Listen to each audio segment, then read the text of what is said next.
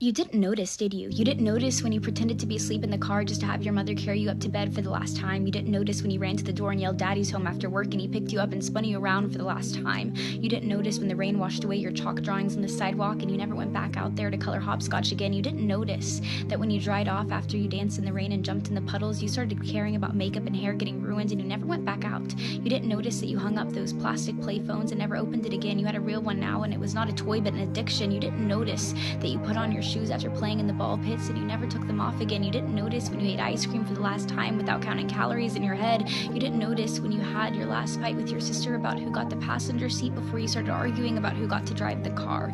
You didn't notice when you stopped believing in Santa Claus as the magic of Christmas was replaced with material wish lists. You didn't notice when you stopped believing in a monster that lived under your bed as it started to come out in the reflection of your mirror. You didn't notice when you went to field day for the last time, when you got your last participation trophy, when you kicked your brother's seat during a road trip for the last time, when you had your last play date with your Barbies, when you had your last Disney movie night with your family. You didn't notice that grandparents don't last forever. You didn't notice that your childhood cat wasn't eternal. You didn't notice your parents are growing up too. You didn't notice it, do you?